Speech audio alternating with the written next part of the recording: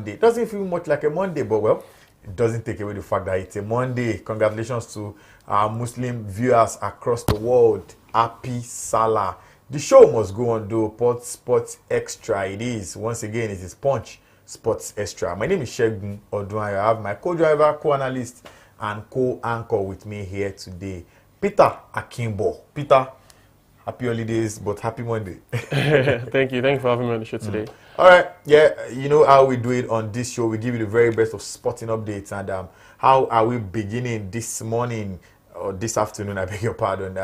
Yeah, the first things we do most times is that we go to our paper, our newspaper, Point Sports Extra, and we give you the front page, analyze the front page, and allow you guys to, of course, enjoy the show. What is boldly written on our front pages this morning? The Euro. Nigerians that are lighting up the Euro. Top of that, at the moment, is no other person but Arsenal's Bukayo Saka. He did his thing again yesterday. Yeah, he did. Beautiful cross. Beautiful landed assist. at the feet of Jude Bellingham, the man on fire. At the head of Jude Bellingham. Oh, sorry, the head rather of Jude Bellingham. And interestingly, that was in the 17th minute or so. Yeah. But somehow that was what gave them all 3 points. Yes. Saka had been threatening that defense all day. I kept saying that these people would get a yellow card, and they did. They had no way to stop Bukayo Saka and the England dribbling skills. Look at Saka; he created like 2 or 3 chances from that right wing, and Trippier as well. That right wing was very good for them, and then Saka really he did his thing. He did his thing again. Kept pressuring that defender. Look, in fact, I think Kane should have gotten a goal from a Saka pull-out ball. It was what it is. I think the most visible for Kane, though, the most visible opportunity was the one that came off the feet of Jarrod Bowen. And then he headed Yes. At that point in time, I was like, village people are after Kane today. but once again, it honestly was a very special day for the boy of Nigerian descent in the team, Bukayo Saka. Eberechi Eze was still on the bench. He has not made his debut yet. Eberechi Eze is the other guy, one of the guys that Nigerians that will be lighting up the Euro, but he hasn't started that yet. So why not go to one of the guys that is currently lighting up the Euros? Jamal Musiala, yes. Fantastic boy. Yes, you are wondering, is Jamal Musiala a Nigerian? Yes, his father is Nigerian, his mother is from Stuttgart in Germany, but he was born in the United Kingdom. Jamal is a Nigerian. Jamal Musiala, look at him, dazzling, dribbling, the first game of the Euros. That boy is he was everywhere. He was mesmerizing. That boy is still just 20. He's still just 22. That boy is a fantastic footballer. He has been doing this for a while now, so we already know we can do this. He has been doing this since Bayern Munich. So when he entered the German team for a while now as well, I think he played at the Euros 2020. So he played at the World Cup 2022 rather. So he has been very fantastic for the team. I was very surprised that they didn't take Adeyemi after what Adeyemi did for Dortmund, getting to the Champions League final. But it was still fine that Musiala was well representing Nigeria players out there at the Euros. He had an assist, he had a goal, he had fantastic performance. Who was the man of the match? Was it not Musiala? It was Musiala. It was Musiala. It was too good. It was too good on the night. I mean, it was visible. It was virtually a Musiala and Wet that night. It was very fantastic, honestly. 2 of the youngest scorers ever in the Euros. Yes. Crazy combination. Could have been sitting down there in the Super Eagles team and then just doing wonders, but perhaps he probably wouldn't have even been doing wonders. He was playing for the Super Eagles. Last but not the least on our front page this morning is Manuel Akanji, the Manchester City defender. Yes. I mean, he has not started playing in this Euro yet because his country, I wanted to say Nigeria is country, but his country have not started, they've not had their debuts at Euro 2024. But these are just some of the guys that have been lighting up the Euro. Some of them have started already, Bukayo Saka and Jamal Musiala. And there are a couple of other Nigerians. Yeah, Noah Okafor is also in Switzerland with Manuel Akanji. Joshua Zirkzee. He didn't play. Follow Shaw of Italy as well. So many boys are there. So yeah, we have chances to at least see them doing the group stages, and hopefully they can enter the knockout stages. I have high hopes for Germany, that's for Musiala, and for England as well. So let's see how far they will go. Saka didn't complete the game, but while he was on the pitch of play, he did what he had to do. He gave the opponent hell. Still talking about our front page now, Jack Grealish, one man that was dropped from the English team, the Three Lions of England. Surprisingly, he's being chased, and the chase is being led by Juventus, the old lady. And I was talking to Peter off before we came on air, and I was saying, why is Grealish even thinking about leaving? Why? I mean, why is this somewhere in his head? I think I'm even very worried about the Juve connection now, because Juve seem to be playing tricks. Juve are chasing Grealish, they are chasing Sancho, they are chasing Greenwood. I don't know what's going on there, but I think for Grealish, he has lost his place in the England team. And last season, he didn't really get enough starts in that position. He's meant to, they bought him for 100 million. He's the British record transfer. He's currently Man City's record transfer. British record transfer is the right now, sorry. But he's Man City's record transfer, 100 million. Bought for that value because of what he could do at Villa. That's taking on his players. That was too much of a hype, really. Yes, sure. I think the money was, Safari Market has spoiled, like we all say. Yeah. But I think after being bought for 100 million and not being able to command your first position in that team, in a team that has Jeremy Doku, Phil Foden that can play multiple positions, and those players are now taking your left wing from you as well. Also with Oscar Bob, their youngster, still also playing that position with him. So last season, I don't think he managed up to 15 starts. I think what I saw was 11 starts, and he didn't contribute up to 10 goals. Yeah. So I think that's not at the level of Manchester City. He had a poor season. That's not the level of Man City. His confidence has kept going down and down and down. So I think that I'm not surprised he's about to leave. And he's 28 years old. He has won the treble. He has won the Premier League 2 times now. So if not 3 times, 3 times. He has won the Premier League 3 times. So he has won the Champions League as well. So what more does he need? He has achieved all he can at club level. Yes. I should be making English national team. So if he has a chance to go to Juve, why not? And even if Aston Villa wants him back, why not?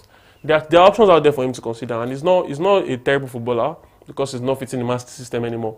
There are many, look at. He can even still remain in England if he wants to. Perhaps, someone who is just used to winning, who is winning no longer, will probably not enjoy the terrain as much. Yes. All right, still talking about the front pages.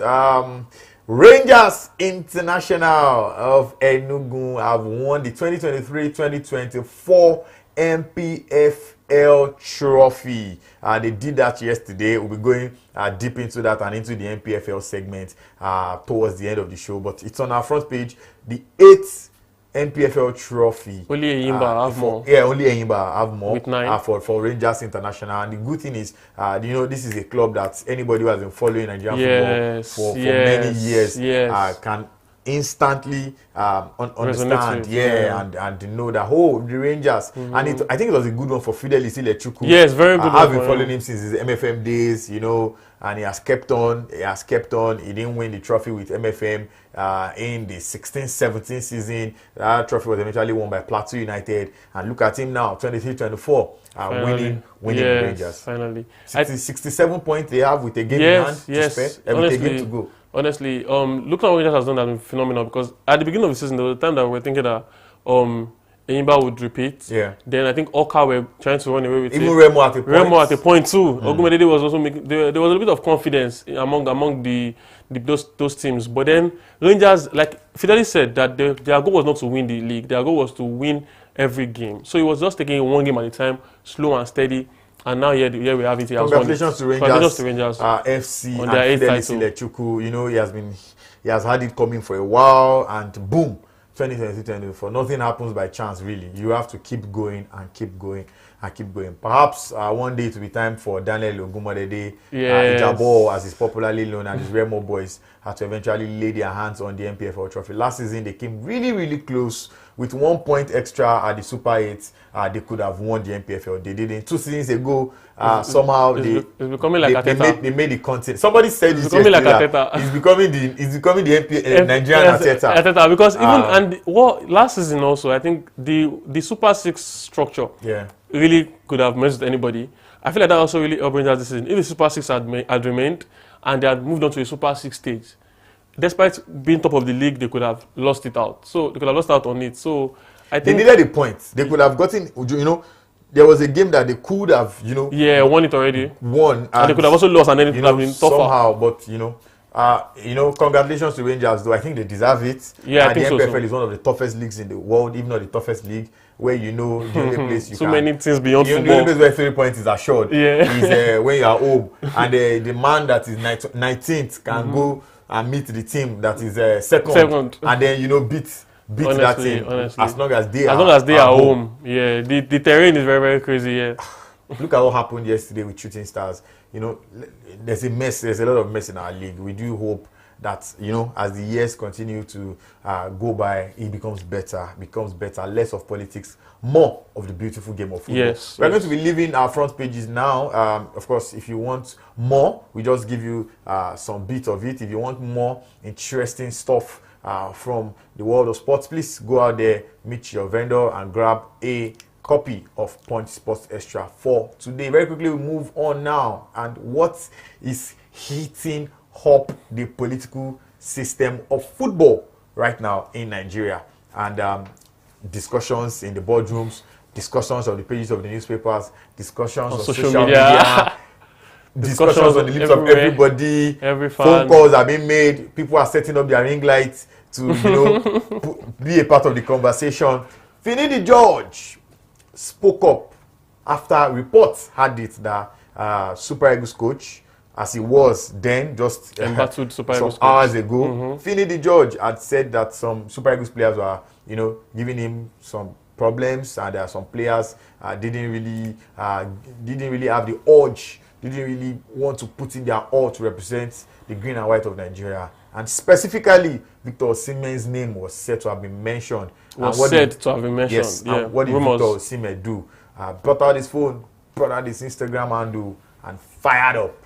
About 3 minutes, immediately, funny enough, I was just online at that moment, sipping everything in and just wondering what is the truth, what is the lie. When I saw a notification, Victor Osimhen has gone live, I just clicked to check, oh, okay, and boom. A lot of things that we cannot, you know, parental guidance, a lot of things were said. A lot of things. Now, that cannot be unsaid. Very quickly now, Peter, should a professional player, African Footballer of the Year, be doing that? No. A professional African Footballer of the Year, a role model to almost a lot of Nigerian footballers, almost every young Nigerian footballer looks up to Osimhen. Is the cult hero right now. Yeah. So he has that status, and he has that. He's like a Messi in Argentina, like Ronaldo in Portugal. Yeah. So he has that status now, and when he does something like that, especially the fact that it was not. If people are comparing to what Ronaldo did at Man United. Morgan. Yeah, with Piers Morgan, and they are two very different things. They are very two different because number one. What Ronaldo never addressed his coaches disrespectfully. Yeah. He never called anybody's name. Yeah. The only person's name he called, he didn't even call somebody's name. When Piers Morgan asked him about Ragnick, that was a former coach, not his current coach. Yeah. So Ronaldo never blamed anybody or accused anybody for anything. He just accused the system. The system in Manchester United. Yeah. He said that the system was not working. Yeah. So, but Osimhen perhaps heard something on social media, or read something somewhere, and then he stepped up. There was no evidence in what he did that showed that he had called Finidi beforehand. I don't think there was a conversation. I don't think there was a conversation at all. What just happened was that straight up social media, this, I'm going to share evidence, this, and blah, blah, blah. So you're saying it was disrespectful? I think it was relevant to the coach, relevant to the badge. I don't think it should be banned because he said a lot. Emotional things happened. But I think that there should be like Peter said Osimhen should apologize, and I think that is valid. But this is the second time something of such is happening with Victor Osimhen. Remember, it happened with Victor Ikpeba when we failed to qualify for the 2022 World Cup, and Osimhen, you know, said a lot of things that, oh my goodness, it should have not said. It should. Like, there are some things that should not be said by professional football, and that's the fact. But Johnny Gallo came on that live to say, "Boy, get out of that live. Yeah, get out of this live." Ahmed Musa had to speak before Osimhen got off the live. Ahmed Musa had to get involved as well. So it was at a situation where he had some fans were saying that this shows that Finidi had lost the players. He had lost the players before. My question is, resigned. If Finidi was winning. South Africa 3 points, Benin Republic 3 points, 6 points were topping that group. Would Osimhen have come out to say something of such? If Finidi was winning, or is it because Osimhen felt Nigerians, you know, were not necessarily happy with Finidi, and he so also felt, let me put in. But I also think that if Finidi had been winning, Finidi would not have had to explain himself that some players exactly. did not, and Osimhen would not have had to. Osimhen's name would not have been called or not called. Wins would have put us out of all these things. Yes, exactly. Completely. And the fact that Finidi George had already resigned during the live, after the live, within the period of the live, within the period of the live was also a bit confusing for the fans, because you don't know if it was because of like what Osimhen said, or if it was because of what the views that he got from the NFF, because people are saying that it was because of the appointment of a foreign technical expatriate that made Finidi step down. Yeah. But the timing of it was too close to the Osimhen issue. That's why people think that maybe because of they had lost key members of the team. Because Osimhen is one of the biggest players in that. Is the most talented player. Practically the biggest player in that team. Because he's the African player of the year. Of course. So he's practically the biggest player in that team. So when you have lost the key player of your team, I feel like a lot of other things were also already going on. There will definitely be some Team Osimhen boys in the squad. Of course. I mean, why did the coach say this about Osimhen? Some people will be behind him. You know, some will be with the coach. The experienced players most likely will be the manager, Musa, Ekong, perhaps, because Ekong was said to have been injured. And he said he was not reports injured. That Ekong said he was not injured as well. And it looked like Finidi was not even in control. I mean, at all. You know, he didn't win his first game against Benin Republic. And Nigerians wanted a win because we knew what we wanted. And he came out to say, I'm the manager, allow me to do my thing. I think he didn't help himself with some of the conversations. Yes, he had put himself in it. But then, funny enough, a lot of Nigerians have been attacking Osimhen. Of course, after the round. Yes, after the round. Because despite them not also supporting Finidi because of the results that Coach Finidi had, and despite them also seeing that the team was not playing cohesively, they still did not think that Osimhen should have called out his manager. They also did not think that it was a professional move to go on social media publicly as African footballer of the year, like Salah, most marketable Nigerian, the someone that also won the Serie A is now all over the world, top 10 in the Ballon d'Or rankings this year. So it is very, very surprising. First Nigerian in a very long time to do so. And then you are a man who wants to, I mean, searching for a club. You're searching for a club currently to move to, and costing this backroom staff. With the current type of managers that we have, these guys won't want anybody dragging them on, blah blah blah. Exactly. So yeah, he's not laying down good trades for even a transfer. So I think this was the worst time he could have done this, and also this was the worst way he could have done that. He could have called the NFF and told them what happened. Someone said, you know, when you have a point and then you pick up your point more than the point of your point, you are definitely putting yourself in trouble, because at the end of the day, nobody will now look at your points anymore. They'll be looking at the point you've gone past. People will be exploring your words, looking at the things you should not have said, looking at your behavior, examining those words you should not have said, and then your point that you are trying to make would have been overemphasized, and then it would have probably become redundant at the end of the day. We have to go to our next topic now. What bigger topic to talk about again? More than the Euros. The Euros 2024 started on Friday with Germany. It was not a game. It was a walloping. It was a beating. It was a big disaster for their opponents. All the 6 goals were scored by Germans. The Germans came to the party, and they came to the party comprehensively. The German young boys up front were fantastic. The defense was great. It was the midfield was wonderful. Kai Havertz, Florian Wirtz, Jamal Musiala, Toni Kroos. Everybody was firing on all cylinders. Do you think Germany is hosting to win? Of course, when you are the host, you have the biggest backing. You always have a high chance. And then when you are the host and you are a strong team, this is not a host like Qatar of the World Cup. This is not a host like Russia. This is a host that is also a strong team. This is a footballing nation. This is a team that is on a bounce back from some unlikely results at the World Cup. So this is a team that they play so cohesively. They played fantastically. They just beat France 2-0 before this competition in a friendly. So this team right now seems to be firing on all cylinders. The only comma was the Antonio Rudiger own goal. No, I think that's the mistake that could have happened to anybody. Yes, could have happened to anybody. Even though it was like tiny lapse, like it was trying to give the ball back to the keeper, and then that happened. So I think that this German team, they are hosting to win. Yes. To answer your question, yes, they are hosting to win. Scotland bashed 5-1, like you said. And now they are all the goals are scored by Germany. They could still qualify, even they're still as the best loser, but the goal difference right now puts them in a very tough situation. They have to try not to concede their next 2 games. And then get points. And then win points as well. Most importantly. All right. England won yesterday thanks to a goal from Jude Bellingham's head. He can't just stop scoring. He can't stop scoring. Taking his form from Madrid all the way into England. He has been one of the best players. He has been one of the best English players this year. I think we have to call Harry Kane as well. I think he's the best.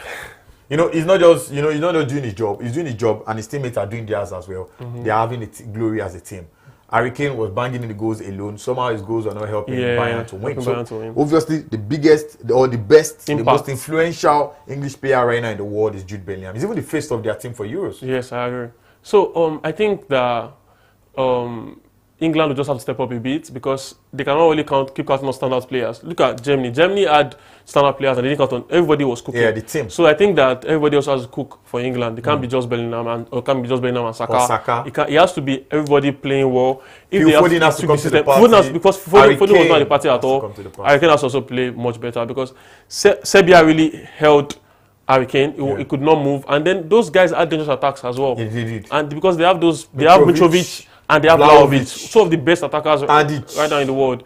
So if you sleep against those type of teams, you lose. So that England has to make sure that they all started the Euros now. But going forward, if they can build on this performance and try and get more goals, try and do much better, it will be fantastic for them. And this is what I was saying about Foden in that England team. That yes, Rashford did not play enough in Man U to have been called up, but Rashford in that Man U team on that left wing, against Serbia yesterday in an English team at the Euros, would have played better than Foden played yesterday. We can only hope, really. I'm 100% sure. We can only hope because Foden was a better player in the league. Rashford was, Let's focus on the Euros. Let's go on to the guys that made the plane. The guys that made the plane. Not boys watching on TV like me and you. Yes. Like you and I, rather. Yes. All right. Netherlands, the Orange Boys were able to win 2-1 thanks to a winning goal by Mr. Clutch of the substitute Weghorst. I mean, that was a sweet goal. Really. 9 goals in the last 11 games now. That guy just knows how to. He's a very clutch footballer. Up the balloon. Very clutch footballer. He almost win Messi's World Cup. Almost doesn't really. Almost doesn't really. Never ever accuse the bed. Really. Yeah. All right. This evening, some of the best players at that tournament will be playing. I'm talking about Kylian Mbappe, Edouard Camavinga, Antoine Griezmann. It's an array of stars for France up against Austria. What do you see coming? I say a win for France. Everybody says a win for France. Of course, there are upsets in football, but that French team is a very compact and complete team. There is no weak position in that team. Look at the defense. Lucas Hernandez, Theo Hernandez. Look at the bench. Look at the boys that did not make the plane. That did not make the plane at all. Look at Michael Olise, our Nigerian boy. Look at Michael Olise, our Nigerian boy. So I think that we just, I think that this is a win for France. There's no other way it goes. I think a goal from Mbappe as well. Look at the last game now that he had a goal and 2 assists. When Mbappe is happy now. The second to last game. The last game. He came in 78 minutes. Okay, that's true. After the injury that he had, that's true. Yeah. I hope he's fit back now. But after Mbappe joining Madrid, after the transfer saga done, Mbappe has been playing fantastically. So I honestly, I don't think there's going to be any problem tonight at all. Romania is currently leading Ukraine 1-0. I heard it was a mistake of Real Madrid goalkeeper and the Ukrainian goalkeeper Andrei Lunin. They still have 45 minutes to go. They should be about resuming the second half already. And then Belgium will be playing later today as well. Star-studded Belgian team with the likes of Romelu Lukaku, with the likes of Kevin De Bruyne, and this their golden generation's last chance. We keep hearing. Of course, they've lost Eden Hazard now. Yeah. But this is their golden generation's last chance. All right, so and we can't talk about the Euros. We're talking about Christian Eriksen's goal comeback. After he came back last Euros, I was we were watching. He had the cardiac arrest. Unfortunately, he fell and he was critically sick. He came back yesterday to the Euros and he scored. Somehow they didn't win, but they got a point, and it was courtesy of a goal from the man who came back to life. God gave him another chance. And indeed, he's taking a very good use of the chance God is giving him. Of course, like we said earlier, Rangers did win the NPFL. Rainbow Stars is most likely, have also qualified for the Champions League. Shooting Stars, despite how well they have played, have a very tight... they're on the tight rope now. Sporting as well. To making Africa, I wanted to say to making Europe, to making the continental football next season, because Enyimba will be playing their last game at home, and most likely with a point ahead of shooting, things may not favor shooting, because only 3 people are on the log are going to be going to the Africa. The winner of the FA Cup will complete the last ticket for Nigeria. Sporting Lagos is most likely on their way back to where they came from. Interestingly, Ikorodu City is back in the NPFL from the NNL, and whatever happens, there will still be a Lagos team in the Nigerian League. Our producers are saying it's time for us to go. Peter, your last words as we exit the show. We can to finish this show, we have to talk about our wonderful athlete, Favour Ofili. Yeah. She has won the national title with her season's best again. And she has qualified automatically for the Olympics in July. Yeah, so we have a new representative in the race, in the running for Nigeria's athletics again. So I think we have a very good chance at this Olympics across all sports. For the men, 10.13 or 14 was what the best could get. That is not good enough for an Olympic ticket, but let's see what happens, between now and July. Thank you very much for being a part of this package. On behalf of everybody in the studio and Peter Akimbo here, my name is Shegun Odoyan. Saying have yourselves a fantastic day. It's still holiday tomorrow, so Wednesday becomes Monday. God bless you. Stay out of trouble. Peace.